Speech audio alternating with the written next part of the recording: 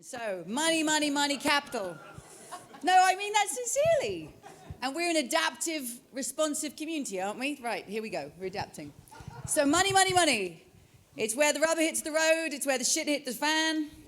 Can we turn it around so that it's the place where money actually meets meaning? And I think in front of us, we have 4 people who are on that exact journey, trying to turn money so that it actually works for meaning and things we value. So I'm really, really looking forward to this discussion.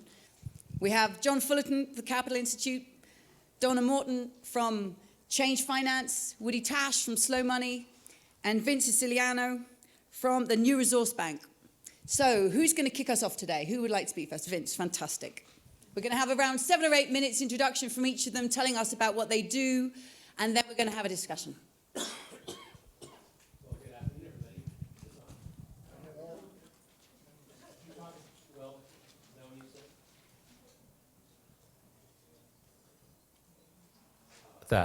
That's much better. Good afternoon, everybody. If this were I'm supposed to talk a little bit about myself and my journey and how I got into this work and the company I'm with. So I'm going to spend a little more time on my journey than I normally would and be a little more revealing, because that inner journey for me is really what has formed my outer work. So if this were a 12-step group meeting, I would say to you all, hi, my name is Vince and I'm an egomaniac. And you would say, hi, Vince. And why do I say that? I say that because, let's see if we can get this to go forward. There we go. Because I was raised to be a master of the universe. And if you've read the book, Bonfire of the Vanities, or seen the movie, you'll know what I'm talking about. A master of the universe is that, in the movie, the swaggering Tom Hanks who walks in and is in charge of everything, always number one, always right, always the expert. So I grew up in Washington, D.C. My father worked for both President Eisenhower and President Nixon. We hung out from time to time in the White House, including Easter egg rolls. And this picture here, I'm the smiling guy against the wall in the back. Obviously, the president has his hand on the wrong person, because I was really the anointed one. So things went along pretty well with my Master of the Universe career until I got into college and I realized that the military-industrial complex was not all that it was cracked up to be. And so if you can see that photo that was in the back page of the San Francisco Chronicle, that's me and my soon-to-be wife climbing over a fence being chased by police during a demonstration at Stanford, a photo which I buried for 20 years and then eventually brought to the light of day and showed my father, who at that point, who was now retired, thought that was very interesting. But I found my way quite accidentally to becoming a banker. My wife was going overseas to study and I needed to go with her.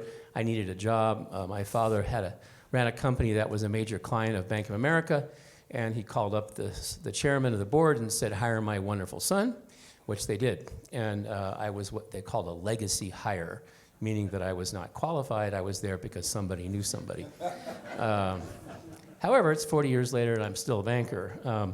But it was not all smooth. I got fired twice in my banking career. And there's nothing like, if one's sense of security and significance is wrapped up in one's job and in one's accomplishment and the approval of others, and you get fired, that really is like running into a stone wall. And that was a very difficult experience for me, and really caused me to have to rethink, okay, so who am I anyway? And that began a journey which continues to this day, but it did help me understand that I was rooted in the marketplace. And I'm going to show you a little sort of summary of a little chart here. On the right, we have the ego-based economy, right? So in the ego-based economy, the goal of that economy is to achieve financial gain. My self-worth is defined as my accomplishments and the approval of others. In other words, you are what you own, what you do, and what other people think of you, right? The key values, money, sex, and power. The core process is competition. And if you think about that for a moment, competition, what a corrosive thing for the soul that is. It's all about separating, contrasting, comparing, one up, one down, pride, fear-laced and based. It's a heck of a way to run a country. And then my work in that kind of economy is basically, how can I achieve a competitive advantage against everybody else? Whereas on the left side, if you leave the ego-based economy, ego standing for edging good out, if you leave the ego side of the economy and go to the ecosystem, from the ecosystem to the ecosystem, now you suddenly have a very different way to live your life. And I go through this because as we talk about moving people into a vision for a new economy, as long as you are rooted in on the right side there in the ego-based economy, it's very hard to reform something that you are rooted in, that your sense of well-being is tied to. So in the ecosystem, here now the goal is to achieve well-being for people on the planet. Your self-worth is rooted in a variety of things. It's different for all of us, but your values, your community, your spiritual life, your sense of purpose, the values are different. Instead of money, sex, and power, they would be generosity, relationships, stewardship. The core process is collaboration. Yes, we're competing, but we're collaborating for a bigger vision that we all kind of share. And my work becomes one of mindful business. So it's a much different kind of working relationship that we have. Which brings me to New Resource Bank. I got a call from a search firm now a little over 8 years ago. I'd been fired my second time, and I was kind of roaming around trying to figure out what I wanted to do. I was really quite tired with the community banking world because in spite of what they say, that world is really building banks for sale, not to last. It's really a business of telling everybody how local you are and then selling out to Wells Fargo. And I got a call from a search firm about this bank in San Francisco that was 2 years old and was struggling, and it was about values and mission and purpose and green. I never heard of that kind of a bank before. So I went up and they interviewed me and I interviewed them, and they were for real. And just when I came on board, Mark Finzer, who was in the crowd today, he became chairman of the bank, and we made what seemed at the time like a radical decision. You know, if we're a mission-based bank, a values-based bank, what percentage of what we do should agree with that mission? Why not 100%? Right? And in fact, at that point, it was about a third of what we did that was mission-oriented, and 2/3 was sort of standard business banking. So we made that decision. It was like all the filings, you put a magnet down with a bunch of iron filings, they all just suddenly line up. And that really led to a lot of decisions. But you see now our why. We believe that money in banking can be used to do good in the world or in the community, and our mission, therefore, is to achieve well-being for people and the planet through banking. Picture is worth 1,000 words. What we finance, what we won't finance, and then our impact areas. The way we sort of think about our company from an outcomes viewpoint is to lend and do things which help with environmental protection, health and well-being, community development, and sustainable commerce. And lots of different kinds of lending that we do, but it's all 100% of our lending for the last 8 years has been what we call mission-based. So it's nice that we are doing what we're doing sitting there in San Francisco, but we're not. How do we get the mainstream, the main flow, which is, I think, what you're seeing here, a powerful current of finance to do the same kind of thing? As Occam Steiner, who was the head of the UN Development Program, said, we have to change finance to finance change. We have to change finance to finance change. And so I think that's some of what we're going to talk about today. I have some thoughts on that. One of the, in our bank, we talk about the principles of sustainable banking. These also come from the Global Alliance for Banking on Values. There's about 50 banks around the world that share these principles. Some of these you'll know, like triple bottom line. The real economy, which I think the speakers earlier really called the local economy. It's a big deal because so much of banking is in the financial economy and not in the real economy. Long-term, resilient, client-centered, not necessarily self-centered or shareholder-centered. So these are the principles that we run our bank by, and I could talk more about that. But I'm coming to the end of my time, so I just leave you with the question, where does your money spend the night? And notice it spends the night. It doesn't sleep. You're sleeping. It's spending. So if you could be on a little dollar bill like a magic carpet and fly all around the world, would you be happy to see where your money is spending the night? So think about where you bank. Think about, you buy organic food, do you buy an organic bank? Or do you invest with an organic bank? So I'll leave you with that question, where's the money spent the night? It looks like the queue has already moved up to the next speaker, Woody.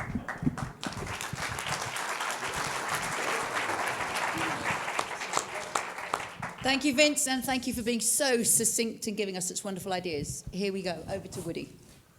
Thanks, Vince. So I'll do 2 or 3 sentences on my, I don't have any pictures of presidents tapping somebody else. I'm tempted to tell a story, but I'm going to resist.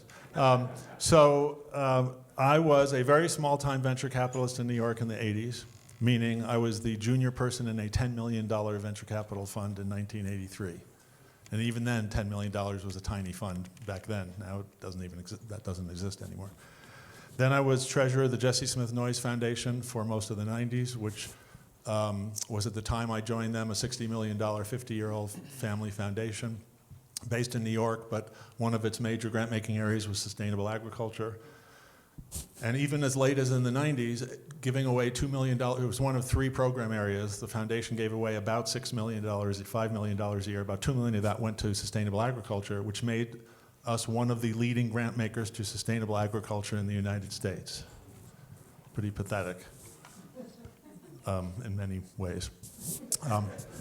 I specialize in things that are pathetic in many ways.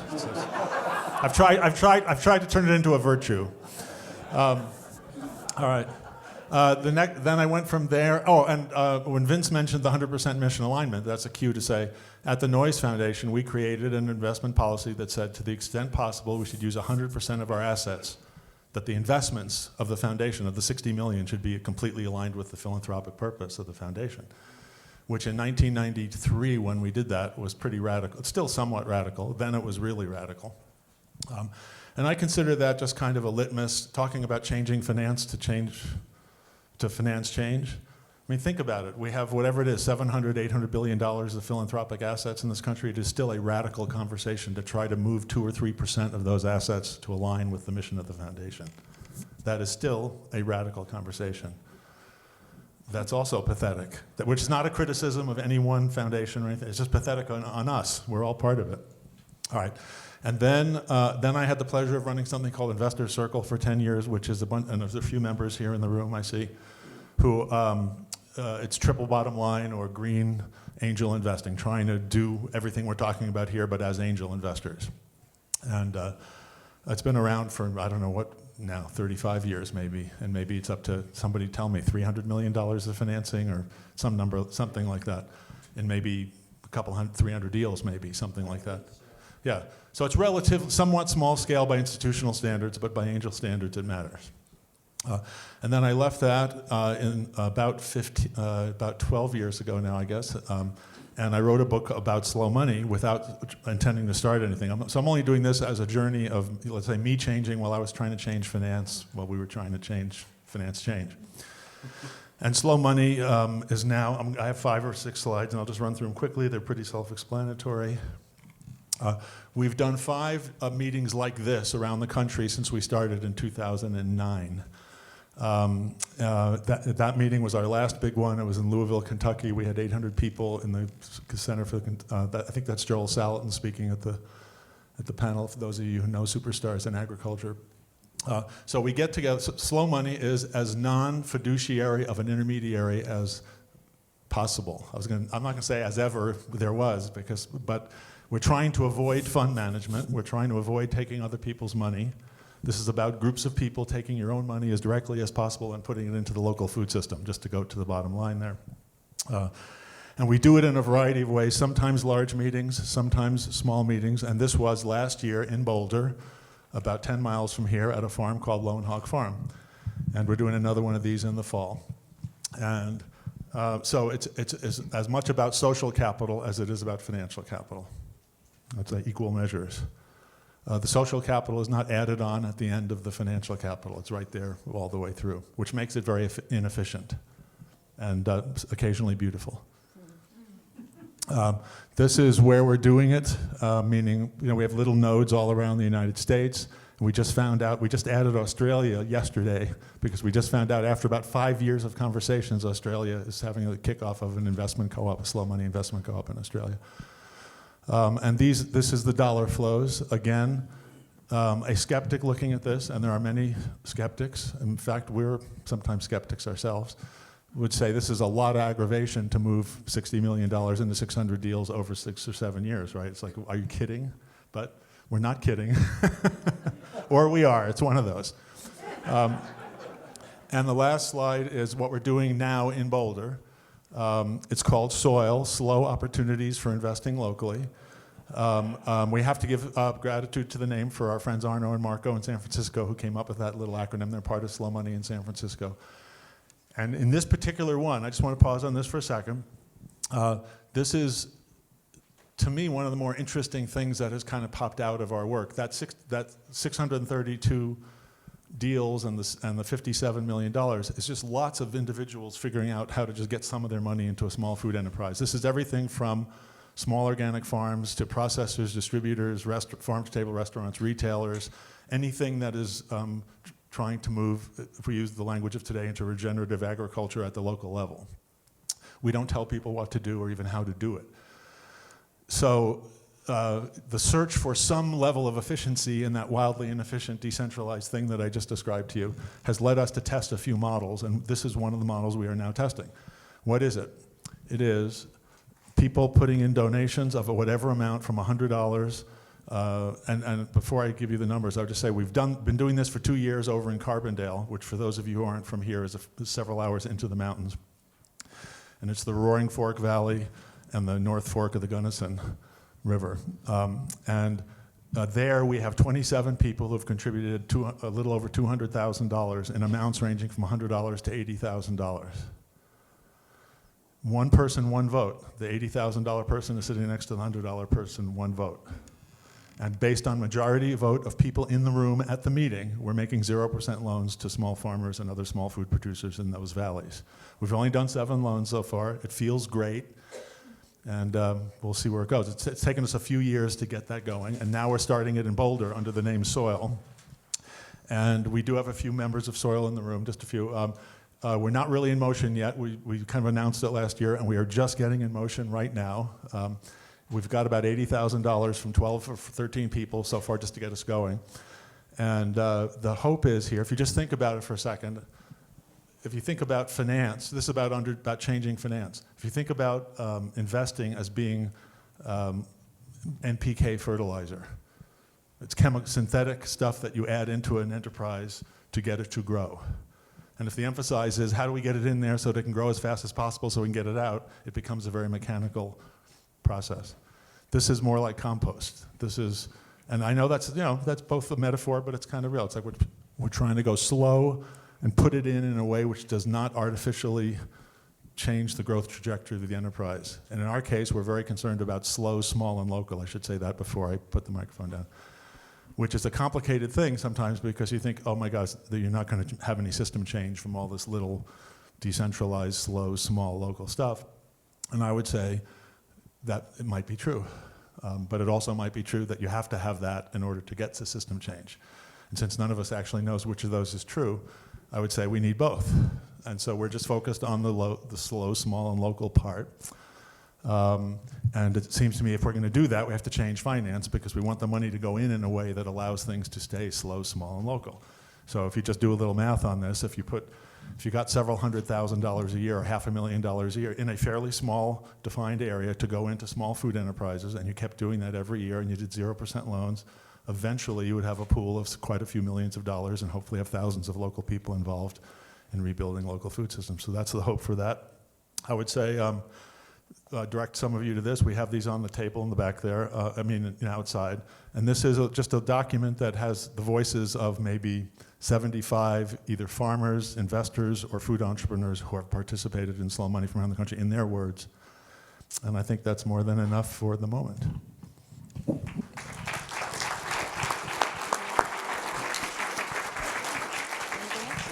Thank you, Woody. We're going to hand over to John Fullerton from Capital Institute. Is that working? I don't have any more slides, so you're relieved from that. So I thought I'd talk a little bit about my own journey into this work. Many of you from reading my bio know that I spent a bunch of time on Wall Street, and the story of that is that I actually went there not thinking I was going to get rich, believe it or not. I majored I was majoring in international relations in college, and then took a course called the Economics of International Relations, and that shifted everything. And the thesis was that economics and finance would determine the future course of international relations rather than politics, and that really resonated with me. So I switched my major, and then I decided the way to learn about this was to go work at the best bank in the world, which was at the time called Morgan Guaranty Trust Company, which was a commercial bank at the time. And I essentially rode the wave, showed up at the right time, right place. Computers were dropped on our desks a year after I got there. And if you know how to run a Lotus 1-2-3 spreadsheet, you were smarter than your boss, and good things happened. Tokyo, London, New York, derivatives took off, capital markets took off, and I was at the right time at the right place. And then in 1995, when I was a young hotshot 35-year-old running a global business, I was heading to Singapore to meet the troops in this new department that I was in. And I had 2 children at home at the time, a 2-year-old and a 0-year-old. And many of you know or will remember that when you have a 2-year-old and a 0-year-old, you don't get to read the Sunday Times on Sunday morning. And so on the one hand, it was a relief to be flying to Singapore on Sunday. These were the days when JP Morgan put you in first class when you were a young big shot. And so I was sitting in first class, champagne, Singapore Air, and I had the New York Times on my lap with plenty of time to read the paper.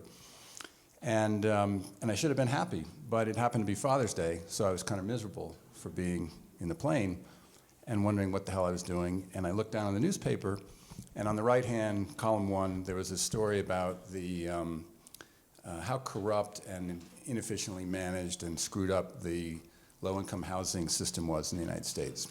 And what that spoke to me as there's big problems that matter in the world.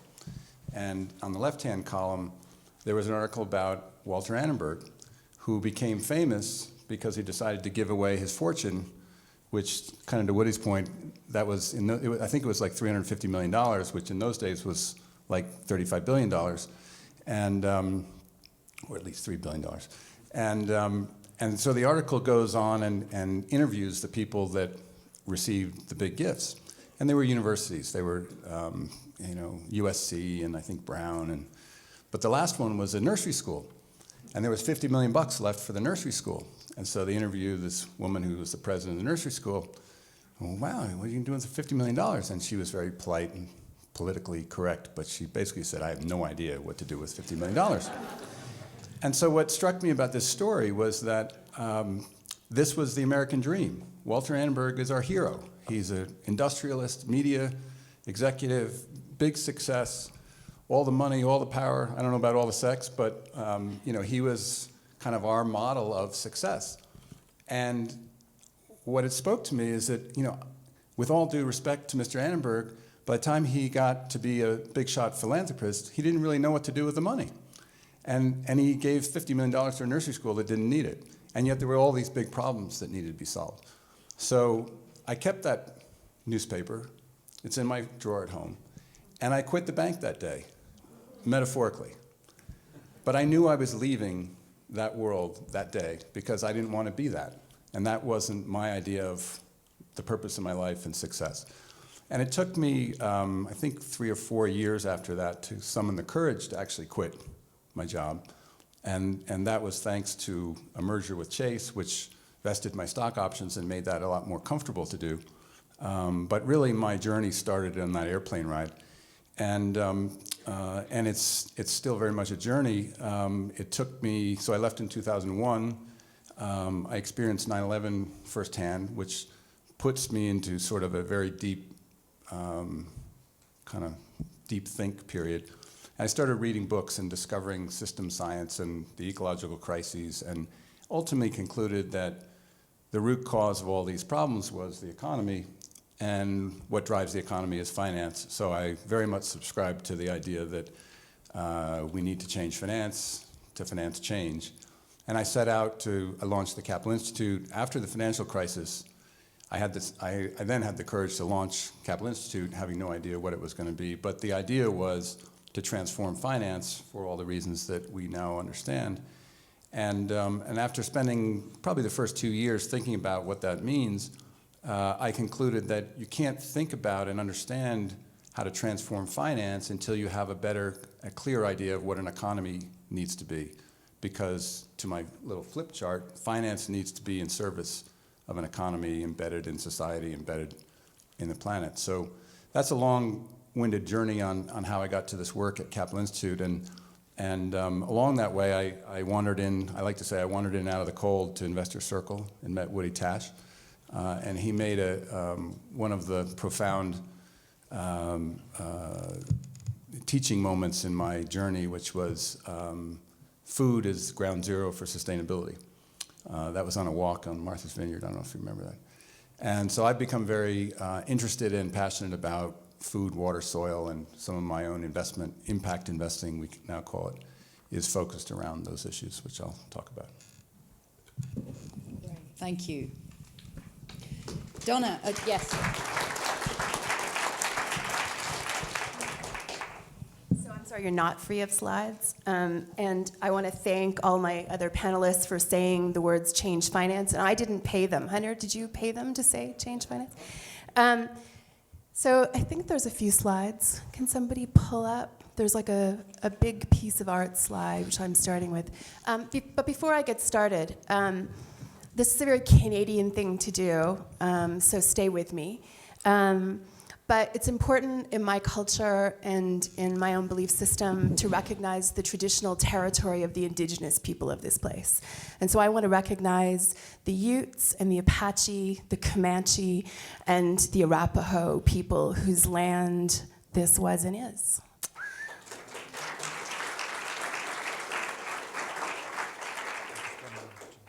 Great, thank you. So this is a piece of art created by Coast Salish artist Mark Gowdy.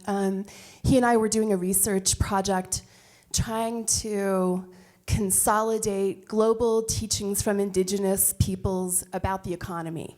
So, what do the ancestors, what do all of our ancestors collectively say about a sane economy? And that's really what we were trying to put into a single piece of art. And one of the big pieces for us was the first thing that translates across just about every indigenous culture is this idea that we live under the sun and with these gifts of nature, that there's literally this abundant set of gifts that's given to absolutely every single person. And there's no one who's kept from the sun. There's no one who doesn't have access to water in a traditional society. And so that's the place that all economy begins for me. And then we accept those gifts and we make things. We make things with our hands, we make things with our culture, we come together, and we learn how to share. There's a collectivist mentality that also pervades most indigenous communities. And we make things with our hands that serve the community, and while we do that, we do it in respect for the larger community. We do it with respect for future generations. We do it with respect for our ancestors. And we do it in a way that the things we make don't harm the other creatures, because we recognize that we're we're family with the other animals and the other creatures. So that's where the economy starts for me. Change finance has been a pretty serious labor of love. We chose to have the bison. It's interesting, so many people have mentioned bisons at this particular event as the symbol of regenerative agriculture. And it's also an ancient symbol to the Lakota of abundance and many other Plains First Nations. And so it felt like if we're going to take on finance, if we're going to challenge the bull economy, maybe we need a big, powerful, regenerative, grass-loving, carbon-sequestering, but just as fierce and just as big and just as potent animal. And so we chose the bison, and we made a decision that we wanted a beautiful logo that we would someday get tattooed, and you can ask me about that later. So I'm an unusual creature on Wall Street. I'm one of the 2% of women that are CEOs on Wall Street. But I started, ask me about that too later. But I started with Greenpeace. I literally started my career chaining myself to stuff and driving Zodiacs and hanging from bridges and chained by the throat to boats, and it was its own adventure. I was arrested every 5 weeks for 2 years. And then I sort of hit a moral and I hit an exhaustion level. My lawyer said that I was going to be made an example of, because I had so many state charges, I was actually going to go to prison for 6 months to a year. So that caught my attention and made me want to shift tactics. But I was also tired. I was really tired of saying no. I was tired of stopping things. And some big, deep part of me yearned for, how could I say yes? You know, how could I really throw myself at yes? And so I began a journey to yes, which moved me quickly into the think tank world and policies. I did work on carbon taxes for a decade until we passed the first carbon tax in BC. And then I was really done with working on taxes. And I had another kind of spiritual dilemma. And I wound up working with a group of people and starting this clean energy company that worked with tribes. But it was actually it was our respect for oral culture, it was our respect for the arts, it was our relationship building with elders and youth that really made the work at First Power work. We acid etched, this was one of the first world solar murals. We acid etched onto the surface of solar thermal panels, cave art that was 3,000 years old. It tells the story of who these people are, what they believe, their relationship to the sun. And I think people should cry at the unveiling of solar panels. I think it's that important. And so I've had this pretty fun run. Normally, I would go into the investment philosophy underpinnings of our work and credit Ms. Kate Raworth, but I don't need to do that because you heard it from the very talented horse's mouth yesterday. So let me tell you a little bit about how we see finance and why we think changing finance is essential and how we're going to do it. The first piece is, we live in a world that pretends that finance as usual has this really sophisticated set of strategies for managing risk. That's what finance is all about. How do you manage risk? How do you offer rewards? What's the balance? But I would argue that today, Wall Street is failing miserably at addressing three particular kinds of risk. Carbon asset risk. If you're holding carbon, if you're going to be one of the last people holding the bag on carbon, you're in trouble. Then there's social license risk. Delete Uber was a social phenomenon. The CEO made one mistake, well, made a whole series of mistakes, but one really critical error, and was trashed overnight. Social license, particularly in the hands of millennials, is a very powerful tool. And so, as a corporate, you better get the power of citizens through social media to take you down if you're a bad player. And third, litigation risk. I think Volkswagen is in serious trouble and will be sued to oblivion. We were really lucky in the wealth management work that Hunter and I did before together. We didn't invest in Volkswagen because we didn't believe the stories about their emission standards. So I think the world deserves to have public market assets protected from these kinds of risks, and Wall Street right now doesn't get it. And I think we do. I think we're good at this. We also are good at recognizing the rewards. I think, if you look at the first three products that we're developing right now, the first one addresses climate change. It's a zero fossil fuel product, and I'll talk a little bit more about that. The second product is a gender equality product that looks at women on boards, women in C-suites, the company policies and how they treat women and how they engender diversity. And we look at the community impacts and the supply chain impacts, things like slavery and the impacts on girls and women. So we're solving for radically important issues of our time through financial products. But the coolest thing we're working on right now is a joint venture on bond products. And we're working with a series of leaders from the Black Lives Matter movement and from the Sanctuary City movement. And we're going to build ways so that Boulderites, as Michael Schumann was saying, it's really important to put money into the local economy, and I completely agree. But Boulder has enough abundance that it can also afford to invest in Ferguson and Flint. And so we want to make that possible. So the single most radical thing about us as a company is that we're a majority women finance company. And we have 80 years track record in social entrepreneurship and social change. And so I think, and Wall Street is actually getting this. Our trip to New York recently, we heard lots of people on the street say, we get that you get the future differently than a conventional Wall Street company. You've been studying this stuff for 80 years, right? Hunter's been doing this work for 40. I have 30, and then there's some other talented people on our team. But yeah, we're the grandmothers of this company, really. And we have an ability to know what's coming and invest in clean energy and clean food and good real estate and business models that actually have a 100-year run as opposed to the dominant economy. So really, really quickly, we make exchange-traded funds, ETFs. We're democratizing impact investing because you can buy one of our products with $10 on any stock exchange. Right now, if you want a legitimately fossil fuel-free product, you normally have to be a high net worth individual. You have to pay someone to build you a separately managed account. It is not a service that's available to every human being in America. And that's one of the big differences. ETFs are growing like crazy. They're cost effective, they're efficient. And I think the most interesting thing for me is in this massive wealth transfer to women and millennials, there are tons of indicators that women and millennials just don't want the standard smell of Wall Street. And Wall Street actually knows that. Wall Street is terrified of that. And so there's this opportunity to build activist finance that really does big things, even through public markets. And I'm the first to admit that public market investing is completely problematic. There's 1,000 things wrong with it. We can have that conversation over drinks later. But there are lots of us that have our money. How many people in the room have at least a buck in some form of a public market investment? Right. So you need options. You need places to put your money. This is our first product that we'll be launching in the fall at the New York Stock Exchange. I have a plan to be there with a whole bunch of our friends, with Mark Ruffalo to my left and Van Jones to my right, I think in a red dress.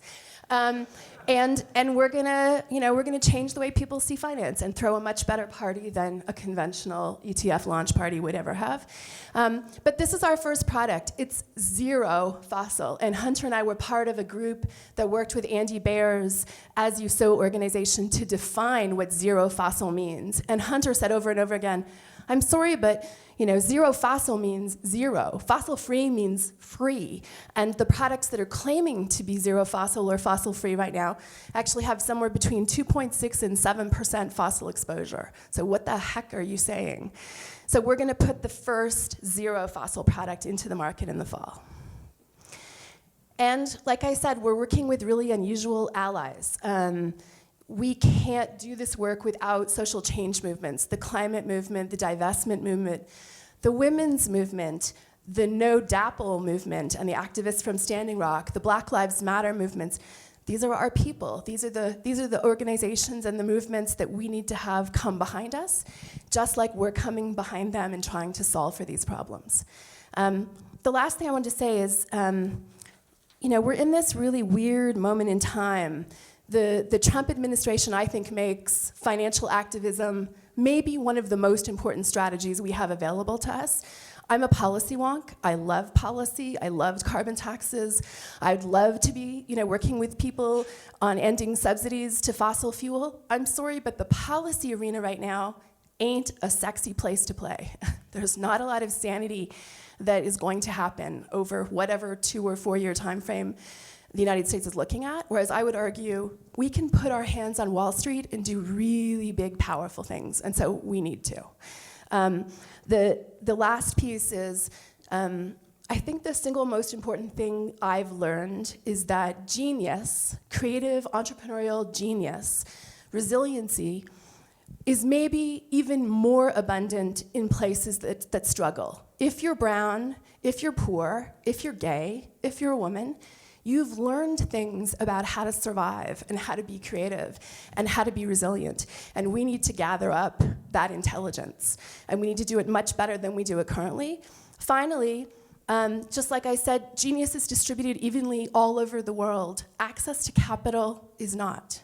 And so we have this really amazing opportunity to flow capital away from harm into healing, not fully regenerative. There's 1,000 problems with the dominant market economy, but we really can change finance. We really can change finance, and by doing that, we can change just about everything else. Thanks.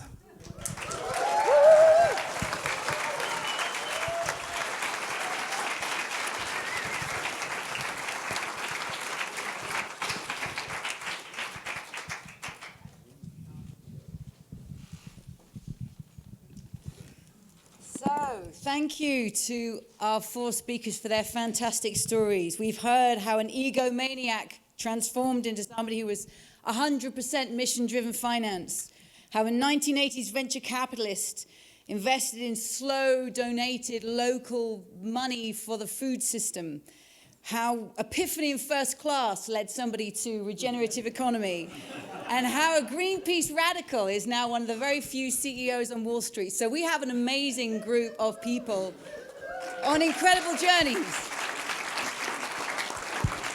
And an amazing moderator. So I'm going to ask 3 questions, and then I want to open this up.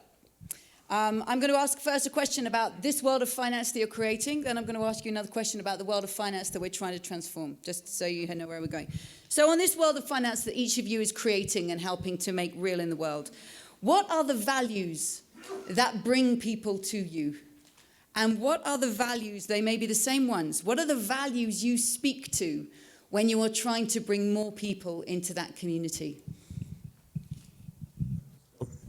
Go in order, I guess. Really 3 things, and I kind of mentioned them. One is the focus on the real economy as opposed to the financial economy. Just to illustrate that, we have about $2 trillion worth of trade around the world. And normally when countries are trading, they worry about foreign exchange risk, and so you may want to hedge that risk. So you might think 2 times 2 trillion, each side hedges, $4 trillion of hedges. Actually, there's over $20 trillion of hedges. So you see how much play there is in the financial economy. So that's one really big value. I think a second one has to do with that it's people-centered and inclusive. And that is banking goes back to being in service of the economy, but in particularly in service of people, which is how it all started back in the hundreds of years ago. And then the third one, and this is a little harder to explain perhaps, but how do you value the future? And if I asked all of you how you value the future, you would say, well, the future is very important, that's why we're here. But in fact, the interest rate structure built into our economy totally devalues the future. And so if I were to ask you, and I won't actually do this, but I'll tell you what the result normally is. If I were to ask you if you would rather take $1,000 today or $5 million in 100 years, which would you take? And by the way, that's an 8+% internal rate of return for 100 years. No, you can't borrow against it. It's a binary option. You either take it now or you take it 100 years. The overwhelming number of people choose the money today. And it's because, well, I'm not here in 100 years. Or I can't enjoy that money at all, so I may as well take it today. But if I were to ask you, what's the value of the lives of your grandchildren in 100 years? You would say, oh, priceless. And yet we've just said the present value of $5 million is not worth it to you. So when we make decisions, when investment firms, when CFOs are making decisions, they're using that high discount rate on everything. And so the future has no seat at the table. And that is a fundamental flaw in the financial system which we have to address.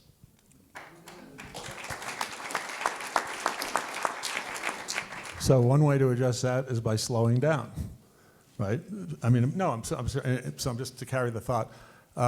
Implicit in that is that the speed of capital, in order to get to all those trillions of dollars, capital has to be moving very quickly. So part of this is, part of the values that we are bringing forward is to appreciate that just slowing down, taking control of some of your money, taking it out of that fast money, hedged economy, derivatives-riddled economy, is an important act.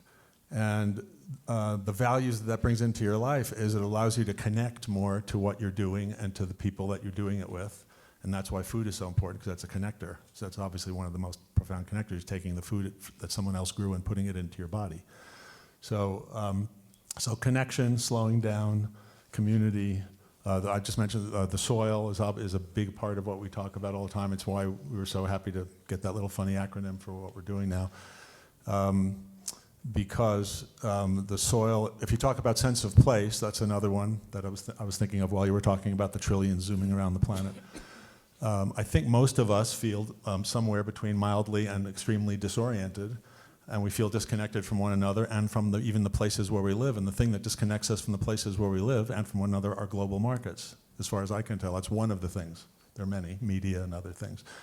So I think that's enough to pass the baton. So quickly, I mean, I think we see ESG, environmental social governance, which is the new buzz term investing, as the floor and not the ceiling. And we think that you should have integrated values in your products. So the strong no fossil product shouldn't treat people like garbage. There should be sort of those values across products. My coworker Andrew Rodriguez likes to describe our work as indexes without assholes, which is usually not something I say, but I decided to say it today anyway. So we divest from harm and the most assery. Companies that are pretty and have good CSR spending, a company like Coca-Cola that makes sugar water and contributes to diabetes but has nice programs on the side doesn't make the cut. So your core operation, the core thing you make, the core way you treat people and planet is actually what we're evaluating.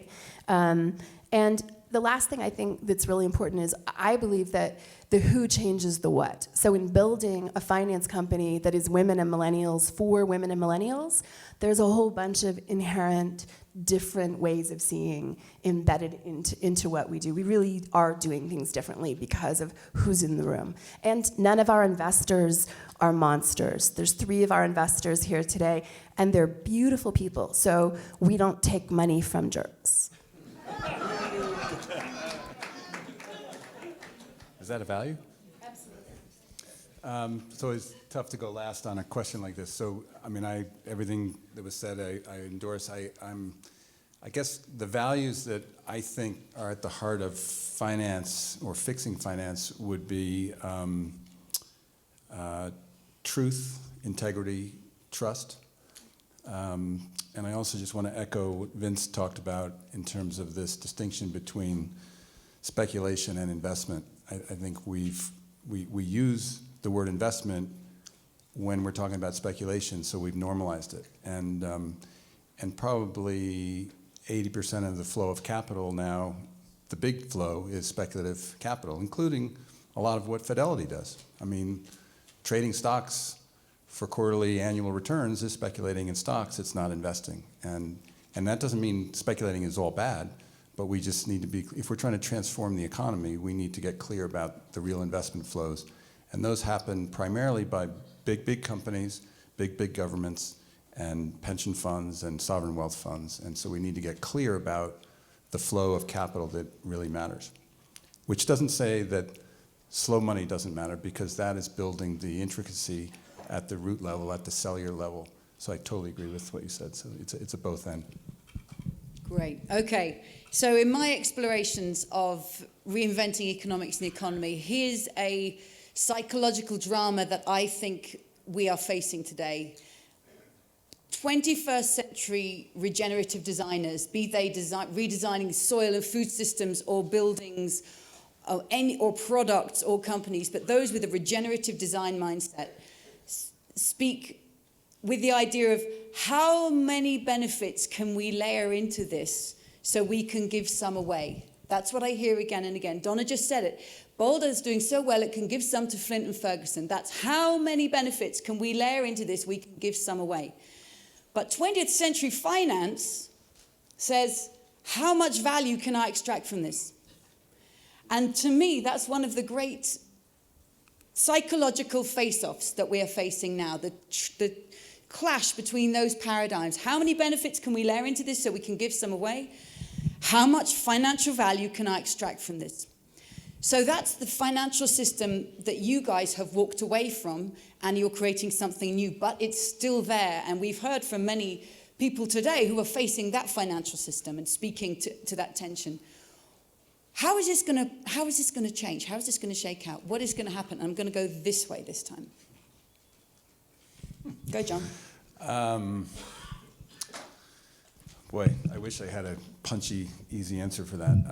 I don't know the answer to that. I do think getting clear on theory as a beginning place is important.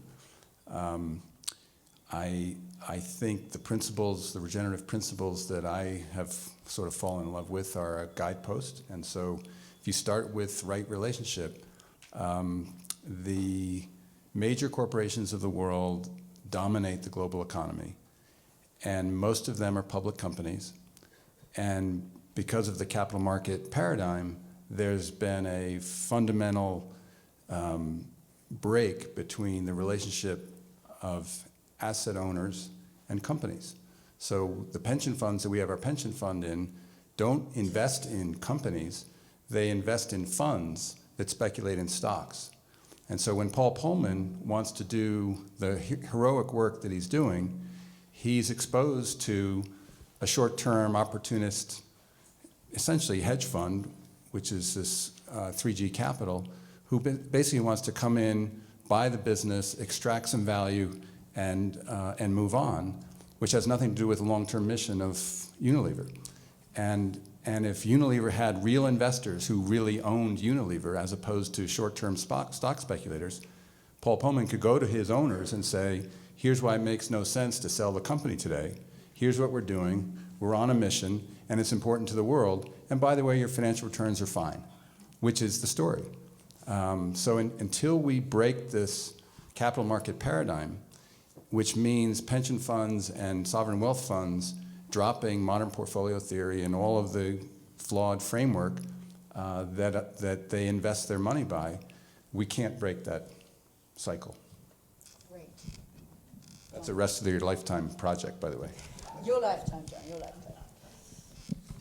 I mean, so ultimately, we're working within the rules of the market economy, within the realm of public market investments.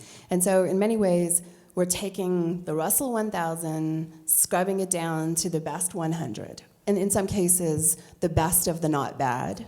And we're trying to make good companies better by being the first ETF company to really work proxies and do shareholder advocacy. There's a bunch of tools that we have that we can push companies towards better practices, but ultimately, longer term, we actually want to invest in smaller and smaller, better and better companies, right? That's our evolution. And I think the bond work is really, really important. When I was talking about Ferguson used to be a AAA rated jurisdiction, which means their ability to borrow money was really, really easy and cheap.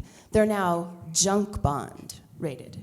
So flowing capital into communities like Ferguson is absolutely essential. If the money flows into good projects with targets for employment that really are transformational in the communities. So, to be perfectly honest, we started this really focused on the stock space. It's actually the bond space that I think is really sexy and is going to be kind of our most important contribution.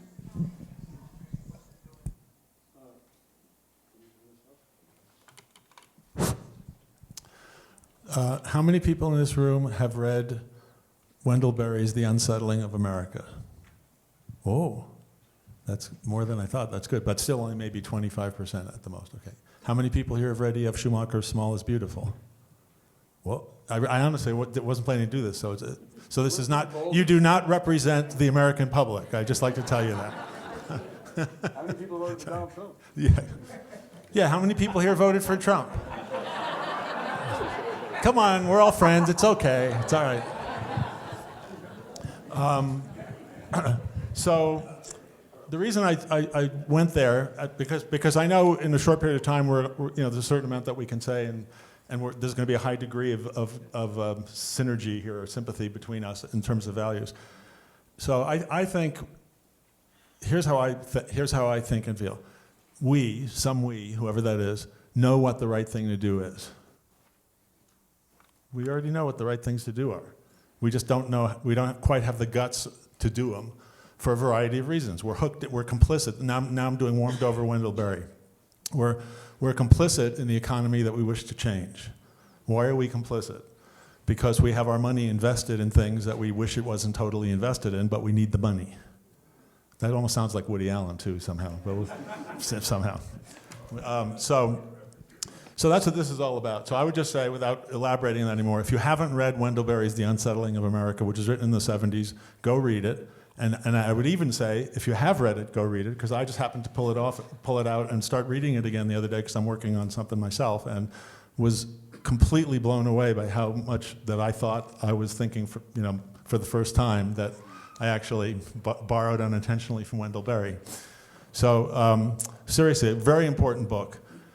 And that book starts, which did not remember, with him reflecting on the fact that, I think I'm butchering this a little bit, that an executive in the Sierra Club had money invested in, and I don't remember what the company was, and it was the dissonance between here's this person working for the Sierra Club, but they have their money invested. And that's how that book started. I had no recollection of that. So please go back and look at that. And then for E.F. Schumacher, so this is again warmed over, but for those of you who don't know, he was a Rhodes Scholar, senior economist for the British Coal Board after World War II, went to Burma, had an epiphany in his, I guess he was maybe around 50 then, and realized that Western economics was fundamentally out of sync with nature. And with human well-being. And he came back and he wrote a bunch of essays that turned into Small is Beautiful. And the two tenets there are that unlimited economic growth on a finite planet is impossible. That's obviously an overarching thing. And then on a more personal level, that increased consumption is not synonymous with improved well-being. And if I had more time and was going into this, whenever you get to the second one, everyone's head starts doing what a few of your heads did. First one is kind of a mind number about the globe and everything. It's hard to get right. But increased consumption is not synonymous with improved well-being. And yet everything we do with our money, coming back to some of the stuff you were saying and others were saying, is about consumption, growth, whatever. So we know what the right things to do are. We just have to get the gumption to do them a little more. 2 quick comments. 2 quick comments. I'm going to build on something Woody said and something John said. We have to get interest rates down. And I think the way that's going to happen, number one, is redefining the definition of return. So you are all familiar with that topic, getting a much more inclusive definition than just the financial rate of return. And secondly, I think we need to break up the big banks, go back to the time when we had Glass-Steagall Act, and you could have a more low-risk, low-return, almost utility-like bank, which would therefore charge and pay low interest rates as opposed to the high-risk bank. So I think we have to get that into our work plan. How are we going to lower interest rates over the long term? Secondly, we are all egomaniacs to some degree. We are deeply invested in the ecosystem, the ecosystem that I showed you earlier. How do we get people to move over to the ecosystem? What's it going to take? And crisis works. That certainly worked for me. But what else is it going to take? And I think the workplace has part of the solution there. We need inspired leaders who want to transform work so that it becomes transforming for people. And I think that's a whole agenda in and of itself, but that's something that's tangible that inspired leaders can do. Thank you. I wanted to ask one more question, and I also wanted to open this discussion up, but I just felt the hand of time on my shoulder. Which means, for respect of all the other conversations that need to happen today, we're going to have to close this. I'm really sorry, but I have to take respect for the other conversations that are going to happen in this space. The good news is that these folks are here, that you can meet them and talk to them in coffee and dive into the next level of questioning you want to ask them. So please, can we have a round to thank all of them for their journeys and their contributions?